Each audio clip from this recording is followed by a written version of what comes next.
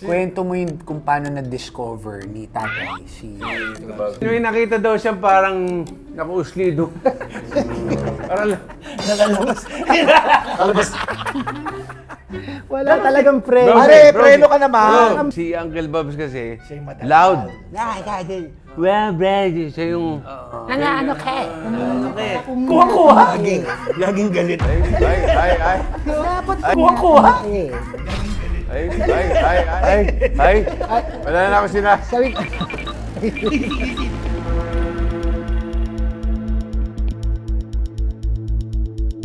Okay guys, nanonood kayo ng Luis Listens ngayon sa aking vlog sa Luis Listens. Wala na sigurong mas iconic pa sa araw na ito sa aking mga makakasama. Wala akong kilalang Pinoy na hindi lumaking pinapanood sila, lalong-lalo na ang isa sa kanila.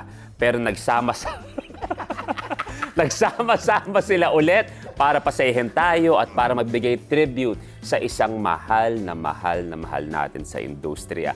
Nagsama-sama sila ulit ang ilan sa mga bida na Home Along the Realest, The Reunion! Siyempre, isa-isahin muna natin. Walang iba. Brother Vandolph in the house! Brother Gio in the house! Brother Boy2 in the house! Parang alam mo na pupunta ka dito. And eto na, yung aking susunod na ipapakilala. Kahit ang daddy ko, ilang beses na nakasama ko, si Sir Dolphy, iisa lang ang sinabi sa akin, bata pa lang sila, pinapanood na nila. Etong isang kaliging to, ang nag-iisa, ang bagong airpot. Kuya Smokey Manalon! Yan o. Mag-ingay, mga smoking yan! Ilan sila? Hello. Smoking yan. Mga hindi, 300. Magkakakilala sila. Pero lahat sila nasa kulungan eh. Pero meron. Pero meron. Unang-una, congratulations sa inyong lahat sa you. Thank you, pinakabagong Luis. pelikula na talagang na-miss nating lahat. Pero kung kaya ko yung pinatawag, isa lang. Isa lang ang aking tanong. Walang iba. Dahil may mga lakad kayo, huwag na natin pahabain to. Isa lang ang gusto kong malaman dahil wala akong idea tungkol dito. Totoo ba? Totoo!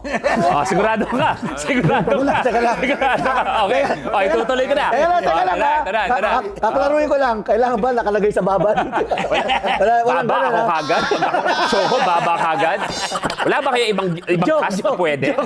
Totoo ba na pag magaling sa comedy, lapitin ng babae o babaero? Ano sabi mo kanina? Totoo! Totoo ba? Totoo. Hindi. Totoo ba? Ikaw muna. Isa-isa. Totoo ba? Hindi sila muna. May preba na to eh. May preba Totoo. eh. Brother G. Totoo. Hindi. Ito rin, may preba rin. Iba style nito eh. Bakit yan? Yan ang gusto ko marinig. Hindi. Siyempre, nung lumalaki kami sa Humalong, silang dalawa yung mga idol namin. Iba din to. Saka iba to. Oo. Nagigitara to, hindi ba? Tapos lahat ina-I love you mo. Aminin mo. Uy, yun lang Aminin gusto mo. ko. Kakakilala mo lang, I love you. Ganun na agad. Yan ang gusto ko. Dumating sila magkakapamilya, aalis na watak-watak na. Yan ang gusto ko. Bibigyan kita ng chance, Kuya G. Lahat ina-I love you niya? Tol. Gitara.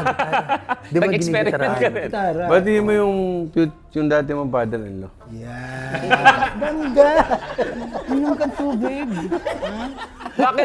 Bakit feeling ko iti-text ako ni Kuya G yung mamaya sabi niya, uy bro, pa-edit Edit mo naman to.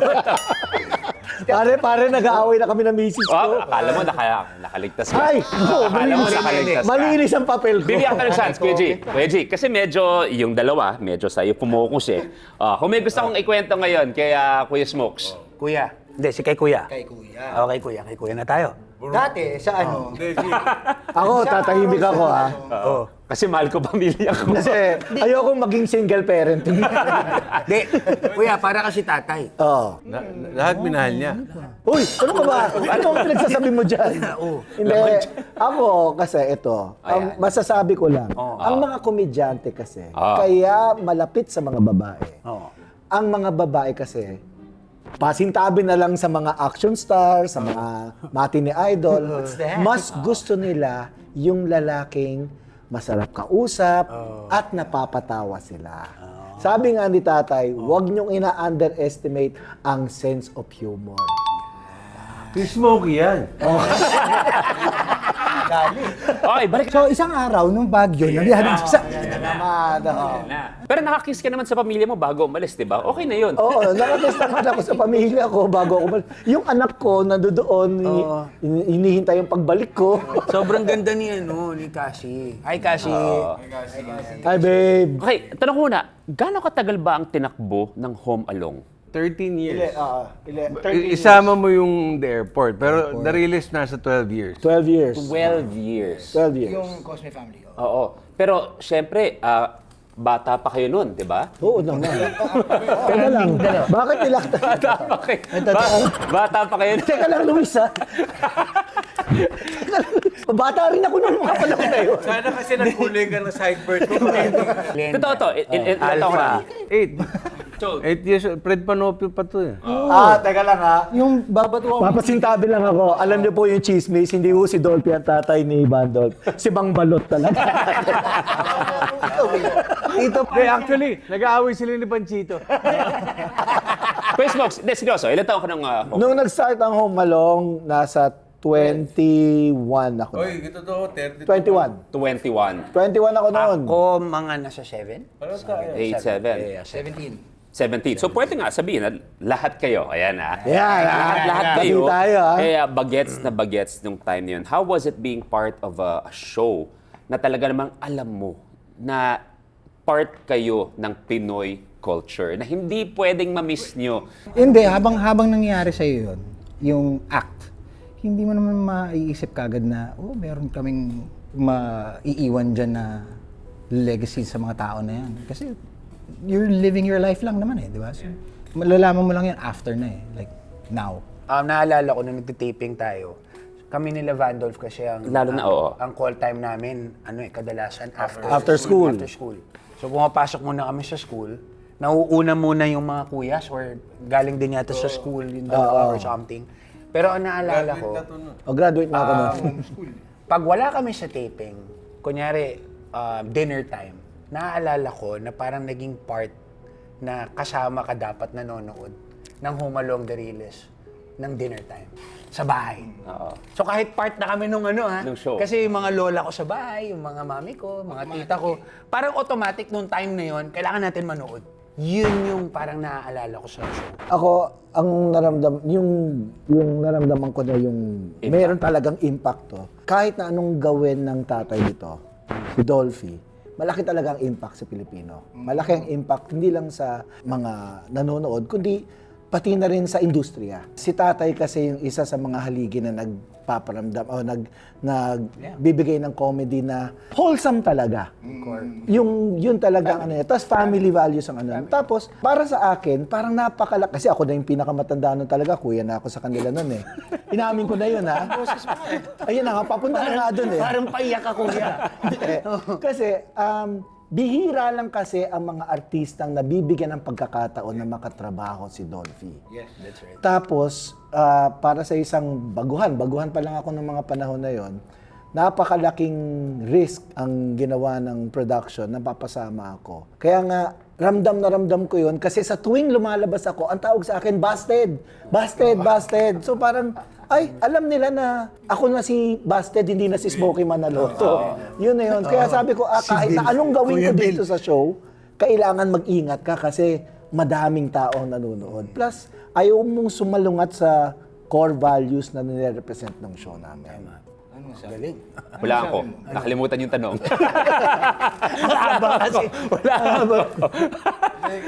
Kasi ako, simula unang ginawa ko hanggang sa Home Alone, ang kasama ko, tatay ko. Di ba? Mas mahirap ba yon na talagang tatay mo nandun? Ako hindi. Mas gusto ko dahil mas kampante ako nandun siya. Kaya nga minsan, kahit pasaway na ako, pero... Kaumiyak pa. Hindi. What I mean is, when I was young, I always watch him timing. But I know, tama si Kuya Smokes na pag si Dolphy, alam mong masaya ako may di lalabas. That time, si Erpat, ika nga niya, laughter is the best medicine. Mabigyan mo lang ng isang oras na katutumanan ng tao, nakakalimutan ng problema kahit sa isang oras ng buhay nila. Di ba? So malaking bagay yung ginagawa niya. So habang bata ako, iniidolo ko siya. Habang lumalaki, mga kuya ko, yan, nakikita ko yung kanya-kanyang acting. Like, sumama ko kay Babalu, kay Panchito, sa mga kasama niya. Nakikita ko yung kanya-kanyang karakter. Kaya yung karakter ko ngayon, Chop Suey. Yun naman talaga eh. You have to get the best of all worlds, di ba? Make it your own. Oo. Thing, di ba? Pero, ano lang, overwhelmed. Siyempre, excited. Hindi ako pero di ba, tanda mo si Airpat. Pag alam niyang bago, newbie, ang ginagawa niya, he gives you time to shine. Oo, support. He supports you. Siya yung nagiging space. Panchito.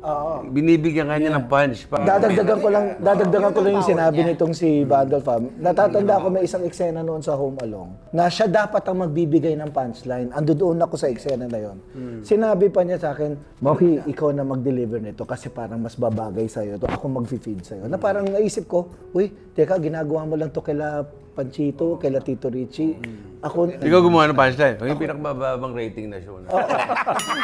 Hindi na nga na-ere. Sa sobrang baba nung punchline, hindi na na-ere. Pero seriously, yun ang masarap kay tatay. Hindi siya swapang. He's very, very generous. Actually, hindi gusto kong makita, di ba? Siyempre, nakikita natin si Sir Dolphy na siya nagbabato ng punchline lahat. Pero nakikita natin na gaano karaming pinto ang bumukas para sa napakaraming mga comedians. At lahat sila, dahil yung sobrang kung gaano nila na-appreciate si Sir Dolphy, they never fail to give proper credit and respect sa nagawa ni Sir Dolphy sa kanila. Si Sir Pidol kasi, lahat ng beses na kasama ko siya, very let's say for example sa ASAP, nagkaroon ng tribute sa kanya, but kumbaga nakaupo siya ay unfortunately, I never got the chance to really work with him. So, kamusta ba ang proseso ninyo sa Home Alone pagdating sa comedy? Kasi di ba yung iba, impromptu, gugulatin ka na lang ni Sir Dolphy o hindi kaya ni Sir Babalu. Yung mga nakatago sa ano. Yung mga ganyan. O hindi kaya, minsan may isang eksena na, bahala na kayo. Back then kasi, yung napansin ko with Tatay Kevin or Lolo, spontaneous eh. Every take, iba. Kasi binibase niya yun kung ano yung reactions ng mga tao sa studio. Medyo naiinis sila ng konti pag nag-iiba yung take 1 sa take 2. Kasi meron talagang timing. Meron talagang rhythm. Saka si Tatay talagang merong tinatawag na reading. Yung reading na yun, talagang i-read niyo yun. Tapos pagdating sa take, meron pang biglang uusbong. May ibabato pa minsan na. O minsan, pag kunyari magka-cut, dahil sa amin, or kadalasan kami ni Bandot, dahil pasaway kami. Wala kaming ginawang tama doon. Kami yung mga makukulit na... Bakit kayo nyo lang inaamin yan? Hindi nung bata pa kayo. Naalala ko. Ba't hindi kayo nag-sorry, no? Hindi kayo nag-sorry, no? Bro, Luis, lagi akong pinapalo ng daddy ko. Kasi nakakalimutan nga nila na apo ko ni Dolphy. Kasi yung daddy ko, si Boy Juan. Boy Juan. Kuya Manuel. Eldest son siya ni Tatay Dolphy. Or ni Kuya Lolo. Manuel. Lumaki lang talaga ako na wala akong choice, kasama ko to. Ito spoiled kasi. Daddy ko, kwento ko lang. Umalis ka na. Ikaw pa problema eh. Ikaw pala problema dito. Umalis ka na. Masasaktan ka lang. Umalis ka na. Tingin lang konting adobo, ha? na nung time na yun, Mama Dennis Damenis kasi talaga to si Bandol. Ikaw nagtuturo sa akin, eh. So kadalasan, masaya yung set. Para kami mga bata na, parang playground lang lahat yan. Pero madalas, pinapagalitan kami nung, not the director, si Tatay mismo. So kasi minsan magte-take two. Hindi kami napapagalitan masyado. Lalo na to. Kahit anong gawin nito sa ABS.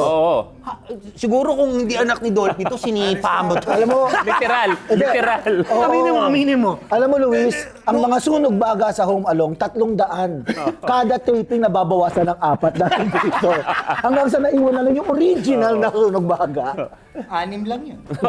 Si Sir Dolphy, paano siya sa likod ng camera? Kasi, syempre tayo, we have this notion that ako kahit pa paano, tinatry ko na mag-comedy, yung gusto mo makulit palagi. But there are some comedians, na balita ako, ganito daw si Sir Babalu, hindi siya makulit sa set. Wala, hindi siya makulit. Almost all comedians, the great comedians are tahimik. That's right. Si Sir Dolphy, ganun ba? Yung, kumbaga, watching, plano, ito pwedeng gawin. Pero pag kasama niya kaming boys, naughty din siya. Si Airpat kasi Meron kaming tahimik yan. Pero once na kinausap mo yan, tapos yung topic, interesado siya, ang haba na niyan. Kaya pag gusto namin mas stall yung taping, pahinga muna, tinatanong namin yan. Ano yung mga usapan na gusto Kwento-kwento yan, di ba? Tatanong kami niya, tay, ano nga pala Sila yung... Tita Linggit, Tama na kwentuhan niyo.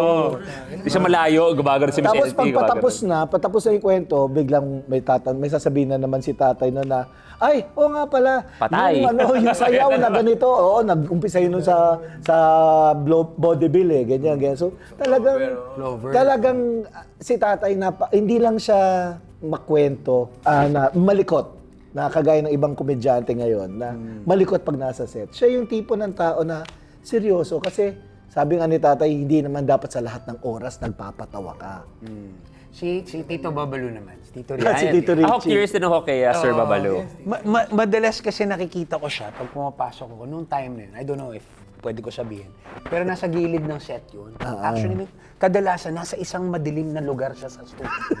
Lagi yun. Kasi may makikita kang umuusok. Kasi noong time na yun. Oo, pwede pang magsigarilyo sa loob ng studio. Pwede pa eh. Oo. Pwede pa eh. Actually, sa scene, pwede Nabalitaan ko yan. Nakikita ko si Tito Babsy, may yosi na. Nasa dilim, biglang gaganon yung baga, oh.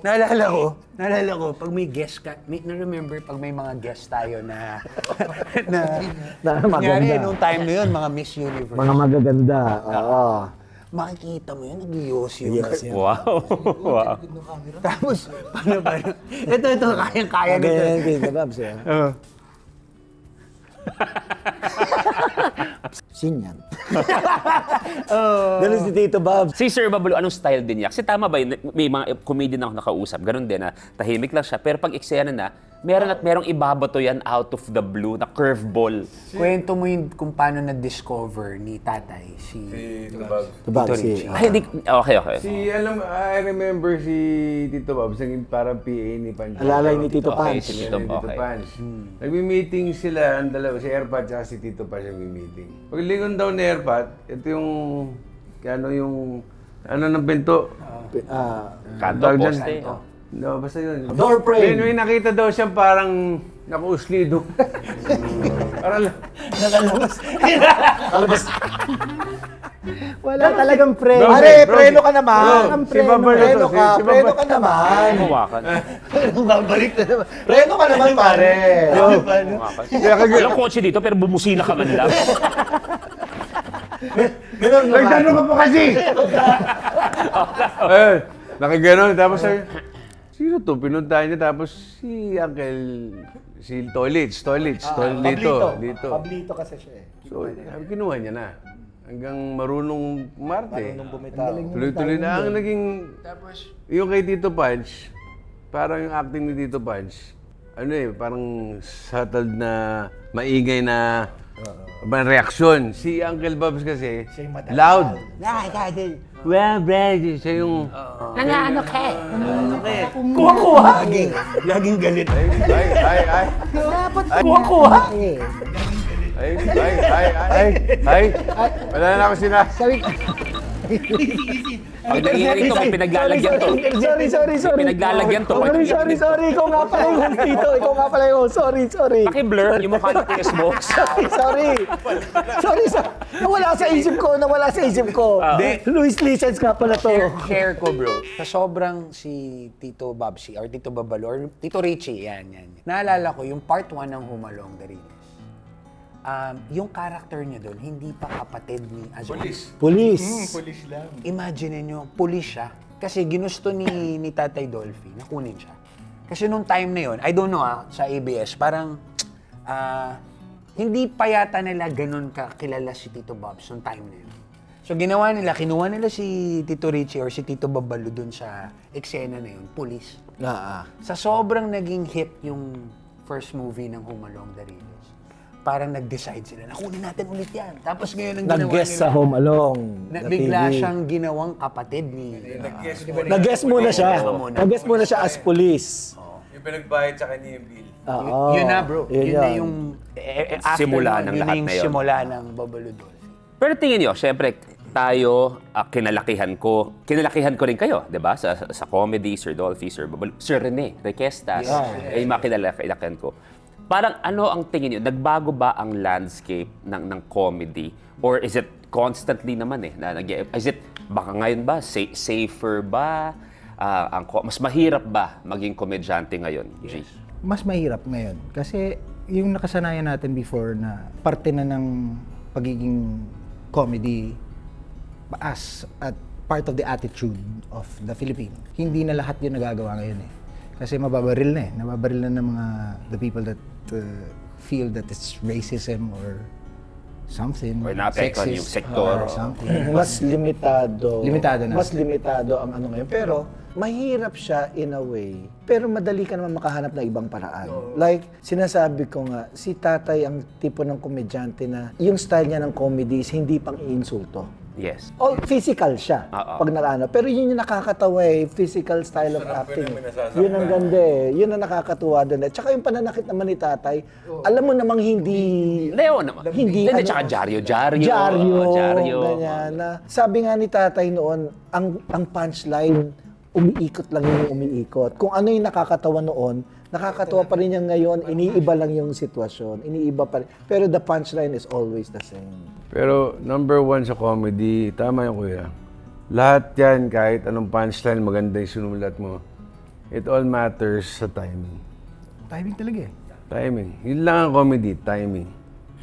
Ako lang ba, isa sa mga na tumatak na style ng comedy ng time natin. Kasama ko dyan. Si Sir Dolphy, si Sir Babalu, Sir Rene. Parang hindi na masyado nagagawa yung talk to come. Yung Yung breaking the fourth wall. Di ba hindi na masyado? Parang before, parang i-expect mo yun, di ba? Bago matatapos yung eksena, si Sir Dolphy magbabato ng punchline sa camera, si Sir Babalu, si Rene. Di ba ngayon parang bihirang-bihira na ang gumagawa ng ganong klaseng style o ending. O tsaka, ang sumagasa, ang gumawa talaga ng style na yun, palibasa. Oo. Actually, Mr. M. Oo, si style naman yun. Meron pa sila yung nakahawak sa camera kunwari, di ba? Ganon. Tapos pagtanggal, kami ng cameraman. Oo. Eto, tanong ko, away, tampuhan, meron ba yan? Ay, nagkaroon na kami ng away nito. Nag-away kami nito, hinamon ko ng suntukan to noon. 8 years old. Hindi, sabi mo. 8 years old. Ito. Kasi itong si Bandot, napakalikot sa set. Na, alam mo yung alas 3 na ng madaling araw, pagod na pagod ka na, siya yung... 8 years old. 8. Mga ganun o medyo... Natatandaan mo yun, mga... 9 or gano'n, 9 or 10. Ang ginagawa, binablock kami ng assistant director, ganyan. Itong si Bandolf, malikot, ganyan. Pag binabang nga yung katawan namin. Sinabi ko pa, Bandolf, mamaya na. Eh, nasaktan niya ako nun. Nasikmurahan niya ako. Sabi ko, gumanon ako sa set. Okay. Eh, magro-rolling na. Nagbilang na. 5, 4, 3, 2, 1. Action! Ayan, okay na, nag-acting kami ganyan. Umarap ako kay Bandolf habang nagtitake. Lagot ka sa akin mamaya sa parking lot. Wala akong pakialam kung tatalis si Dolphins ko. Tapos, dire-diretso na naman kami ng acting ganyan. Si Bandolf, habang kalagitnaan ng acting, bakit si Bandolf? Teka lang. So, ilang taon siya nun? Mga 9. Ikaw. 22. Magandang laban yun, ha? Magandang. Wait. Past is past. Pass is pass. Pero- Pero ito nakakatuwa. After nung take, nag-sorry naman tong bata na to. Pero ang sa akin lang, ha? Sabi... Ba't sa akin hindi ka nag-sorry? Pakailan ko sa'yo. Sabi ko yung G, past is past. Pero kagaya nga na sinabi, ang comedy, ipaikot lang yan. Bumabalik din yan. So siguro para sa akin, para mawala yung init ng ulo, usog tayo lahat. Maglabas na kayo ng samaan. Ayan na. Feeling ko, magbaka na kayo. Ayan. Sige, labasan na, oh. Sisipin nyo, talagang nagsuntukan sila dito. Ayan. O yung reunion, yan na. Meron kaming pinasok ni Vandolph na parang isang business. Kinailangan namin gumawa ng optics. Actually, small project namin. Okay. Sabi ni V, alam mo, Dos, dito natin gawin to sa Riles. Tapos dala-dala natin yung product. We were thinking of ways on kung paano yung ma-market yung product na yun. So pumunta kami sa Riles. Saan ba to, Tol? Sa may sukat? Sa sukat? So nagkataon na kami dalawa nito. May dumaan na trend na ganyan, gumawa kami ng content. Nagulat kami, biglang napuno namin yung, parang yung mga taga-Riles na meron pa pala. Nandun lang. Tapos kumakanta ng Umalog the Riles. Pinost namin yun. Tapos parang at some point, nagkaroon ng traction. Tapos I think after a month, timing kasi for the first time, Binyag ng anak ko. si Kuya Bill biglang may anak. Eh, Hindi na wala siya busted. 60? At 60, nagkaroon pa siya Oh, ng hindi baby. 60. Sobra ka. Hindi 60. Kisan talaga. Binabawi ko, 52. O, ayan, 52. Ayan, ha? Tapos, doon nag-start bro sa binyag ng first boy Yes, ni ng Kuya Smokey. first son ko. Tapos eksakto, nandun sila Tita Linggit, nandun yung buong cast, nandun sila Tita Nova. Parang naisip nito, gawin natin yung ginawa natin sa train. This time, kumpleto naman. Yung ginagawa namin doon bro, yung mga kadalasang ginagawa sa TikTok Reels. Yung, Ulo lang gumagawa. Mga ganun lang. Tapos naka-bed lang yung kanta ng Home Along the Riles. Tapos this time with sila Tita Nova, sila Roxanne, Tita Ces Tita Quesada, Ces. maybe, Moki. Saka yung baby niya na gumagano na din. Grabe na eh. Ano yung 1 month to 2 months pa lang, no? Nag-viral yun, bro. Tapos nung nag-viral, parang na-miss namin kasama si Gio dahil wala siyang kwenta, wala siya nun. So, saka si Ate Claudine, si Maybe naman yung nag-set na parang, what if si Ate Claudine, lunch tayo? Parang ganyan. May isang restaurant tayo puntahan. So, nandun kami, this time with Gio, Moki, Kompleto yung mga anak. Maybe Ate Claudine and V. Ginawa rin namin yun. Tapos nung ginawa namin yun, dun talaga, yun yung talagang nag-viral. Maybe because first time nila nakita na kumpleto yung Mga anak ni mga Kevin. After nun, hindi na kami tinantanan ng bawat isa. Kasi na-miss din namin, bro, yung... So, hindi kayo nakakapagkita on a regular basis? No? Of course. Kasi kami nakikita kami because Barkada din kami. Sila Epi. Ay, kami ni Gio, yes. Pero Kasi si Smokey, hindi masyado. Barkada kayo, pero kay Kuya Smokes, pera-pera lang kung nakikita Oo, kayo. ganun lang. Pag kailangan lang nila ng tulong. Papalibre lagi. Yun lang yun. May ganun dapat friend. lagi. May ganun. Dating friend. Tatawag si Gio. Kuya Mox, Anong call time? Kuya Mox, piyansahan mo naman ako. Bayit man, pinupuntahan ko naman siya para makalaya siya. busy ka ba? Ay, last na lang, may gusto akong balikan. Ngayon ko lang naisip. Seeing how you guys are, at na-imagine ko base sa lahat ng kwento ninyo, kasama sina everyone. Kamusta yung last day ng taping ninyo? Yung sitcom muna. sitcom. Sitcom muna. Ada sitcom. Yung kumbaga, whatever Malungkot. happens. Kanya-kanyang buhay Iya- na muna iyakan tayo. yun. Iyakan kami Kayo nun. kasi- Kasi airport, yun yung sa airport. Wala na kasi eh. that time na aksidente namin. Oo, ako nasa home along the airport ako noon. Alala ko noon, iyakan kami noon. Parang pakiramdam mo, ay, matatapos ang isang part ng buhay ko na 13 years kausap ko si tatay, siya yung tatay ko talaga, pangalawang tatay ko nga talaga. Tapos si Tita Nova, si Tita Nanay ko talaga, pangalawang nanay ko talaga. Masakit. Pero alam mo yung parang nag-iiba kasi yung trend ng TV sa Ganun talaga. Pilipinas. Totoo yun. Ganun talaga. Hindi lahat ng mga shows na ginagawa, tumatagal ng sobra-sobra. So tanggapin mo na lang. Tsaka mahaba na talaga naman. Mahaba naman talaga yung buhay. Nagpapasalamat na lang nga kami at umabot kami ng ganung kahaba. At malungkot, pero sabi naman ni tatay, alala ko sabi sa akin ni tatay, kung mag-alala, dito lang ako lagi para sa'yo. Parang, uy, hindi ikaw. Si tatay nagsabi nun. Ngayon, alam ko na yung pakiramdam nila, Maricel Soriano, yung mga tinawag na anak ni Dolphy. Kasi totoo nga yung sinasabi ni Inay Mariel noon na iba talagang artista si Dolphy. At siguro ibang tao talaga. Ibang tao siya. Ibang tao. Nung nagkasama ba kayo ulit, trabaho na ulit, ng reunion, nagkapaan ba muna? Wala. Kasi syempre, wala. Parang hindi. Bakbakan na agad. Yun naman. pa namin yung karakter Alam mo, namin. bro, kung saan kami pinaka nahirapan. Of course, masaya na magkakasama yung buong family ulit. Pero at the same time, malungkot. Kasi marami na yung mga Maraming wala. wala. So yung pinaka nag-trigger sa amin na, wait, let's make sure na yung mga natitira pa at nabubuhay pa. Kasama kahit natin. anong mangyari, isali natin. And nung ginawa namin yun, kaya umabot kami ng 2 taon. Kasi bro, ang hirap nilang hanapin. Na research. Yung pinaka nahirapan kami ay, one, inuna muna namin yung mga sunog bagay.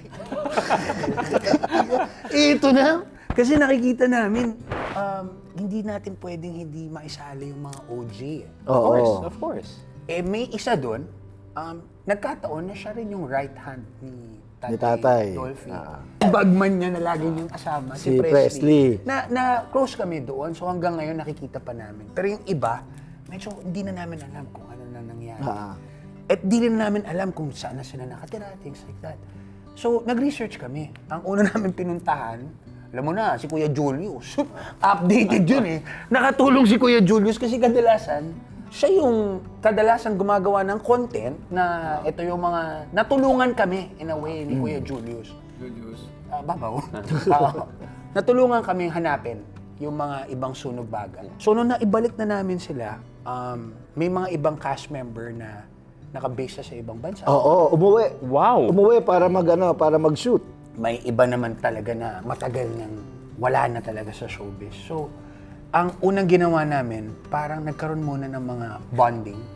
So, there was a time na siguro nalilito yung mga tao kasi nung time na magkakasama kami sa mga reunions namin, Yung mga content sa parang pinalalabas. gumagawa-gawa kami ng content, bro. Tapos, hindi namin sinasabi na gumagawa na kami ng movie. Kasi nung time na yon, hindi rin kami sure kung kakayanin namin i-pull off. Kasi nung dumating sa set, yung very first day, nakasama yung mga sunog baga, may part doon na nung dumadating na sila, bro, hindi na makagalaw gano'n, naglalakad dahan-dahan na. Tapos, parang syempre, alam nyo naman na, di ba, may mga, even Tita Nova, kung paano namin alagaan sa set. Yes. May mga limitations and we wanted to make sure na sumunod kami sa standard ng nadagdagan yung responsibilidad namin. Naging ano din. Pero naramdaman namin yung naging part sila nun. Yung kahit na matanda sila, si Presley, pinipilit nila yung sarili nila na makasama sa eksena at maging masigla sila. Tama. Bro, kahit hindi sila kasama sa taping, hindi na, nandun pa rin sila, bro. So, pinupuntahan kami, naramdaman namin ulit na yung part na yun yung parang obligation na ginagawa ni tatay na natural lang. He was there. Para He was there. Kumbaga siya yung TC. Siya yung nagpapadala ng Siya, lahat. tapos yung feeling na nabalik yung camaraderie na yun. Ang saya. Ang saya na Yung nagawa vibe namin ang yun. talagang pinaka-importante. So, inuna talaga mangyari yun para sumunod-sunod yung mga... Tama ba? May nakita ako, kung please, correct me if I'm wrong, hindi ko alam kung pinost nyo lang yun or hindi or if it's a part of the movie, na nakasama nyo ulit si Ma'am Sita. Tama ba? Oh yes! Oo. And, Kasama naman talaga si Tita Sita kaya sa nga, diba? plano. Parang may nakita kasi ako na nagyayakapan kayo.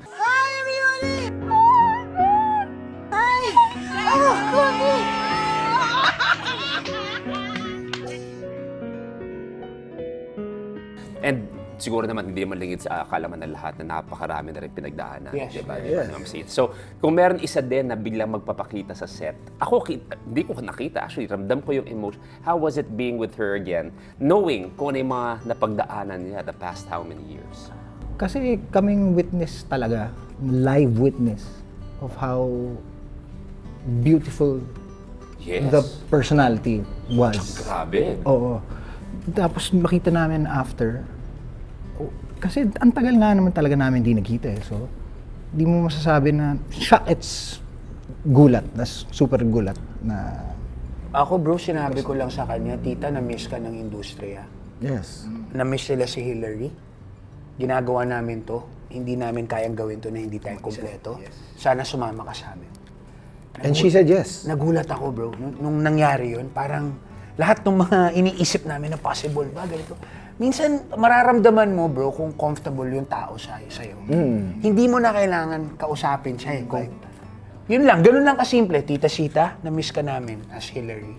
Sana sumama ka sa amin dito. Tapos yung first day of work ni Tita Sita, parang walang nangyari. Pag-action, no? Oo. At saka parang yung style niya kasi, wala pa ako nakikita na nakakatuloy nung style of acting ni Ma'am Sita. Parang siya lang nakita ko may Parang ganung pang klase Devil ng Wears Prada na... Oo, siya Hindi lang. siya hindi siya yung nangapa, walang ganung nangyari eh. Nung binigay mo na kasi yung role na Hillary, siya yun eh. Siya talaga yun eh. So parang walang nagbago, walang nangyari. Kaya ang dali-dali ng mga eksena namin sa opisina dahil si Tita Sita ay napakagaling na artista. Ako, yan pa lang ang daming kwentong aabangan na... Eksakto, sinabi ni Brother G kanina, bukod sa mga punchlines, bukod sa kwento at lahat-lahat, inaabangan ng napakarami ay yung vibe na sinasabi mo na bukod sa comedy, to feel that love of a family na alam mong hindi lang basta-basta umaarte, kundi isang tunay na pamilyang nagsama-sama ulit. Makes it even more exciting para sa Home Alone. Super relatable. Oo. So please, brothers, June 17 na, please, go ahead. Home Along the Riles, the reunion. Yes. On June 17. 17. Sa lahat po ng sinihan, nationwide. Oy, para sa mga kasama naming mga bata noon na matanda na ngayon.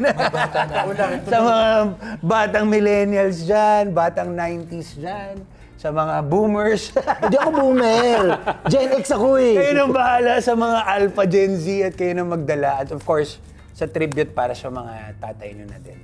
June 17. Father's Home Day, Alone. yes. Father's Day presentation po ng Riles Ventures. Itong pelikula na to. Para ho sa lahat ng mga batang 90s, batang 80s, batang 2000s, o kahit na sino lang na mahilig sa comedy, panoorin nyo po itong pelikula na to kasi sigurado po ako na magugustuhan nyo. Pinagbuhusan ho talaga ng talino, pawis at dugo itong pelikula na to para ho maramdaman nyo uli yung pagmamahal ni tatay para sa inyong lahat. Sa lahat ho na pinagdadaan natin ngayon sa buong Pilipinas at sa buong mundo at sa kanya-kanyang buhay, siguro subukan niyo lang panoorin ng Home Along the Riles ngayong June 17 para magbalik tanaw sa pambansang pamilya ng Pilipino. Para makita po natin ang tamang mga pagmamahal sa magulang, pagmamahal ng magkakapatid. Na ituturo po namin sa inyo na kahit anong pagdaanan, basta magkakasama ang pamilya, kahit anong pagdaanan, ay malalampasan. At ibabalik po natin ang pitik at halik sa ating mga puso with Tatay Kevin. Yes. Thank you. Happy Father's Day sa mga tatay. Happy Father's Day. See you June 17. See you June 17. Thank you sa inyo lahat. Thank you very much. At siguro sa isang minsang nangarap na magpasaya, Nakapag-guest ka ba sa Home Alone? Parang hindi yata. Parang Hindi hindi. ka nakapag-guest. Tatay mo, Sayang. nakapag-guest. saka Sigurado. Si Erpat, tsaka si sigurado. nanay mo rin. Di ba sa kahit paano, nag-try din ako magpasaya. Pero thank you very much for being an inspiration. Not just kung paano ang style ng comedy, inspiration kung paano mahalin ang trabaho at ang industriya. Dahil isa sa kaya kong ipagmalaki din sa lahat ng mga nakilala ko na nagtrabaho sa pamilya ni Sir Dolphy, sa Home Along family, hindi nawawala na minahal talaga nilang isa't isa. Artista, production, crew, yan ang hindi dapat mawala sa industriya. Yung importansyang binigay ninyo sa mga tao sa likod ng camera. Kaya sa inyo, sa buong cast, thank you sa lahat ng mga parte ng Home Along na nagbabato pa rin ng punchline sa langit. Thank you very much sa inyong lahat. Kaya muli, maraming salamat, brothers. Thank you very much. Thank you, thank you. Thank you, Luis. We will see you again. At ito, ang Luis Lessons. Ang ganda eh. Ginawa ko naman.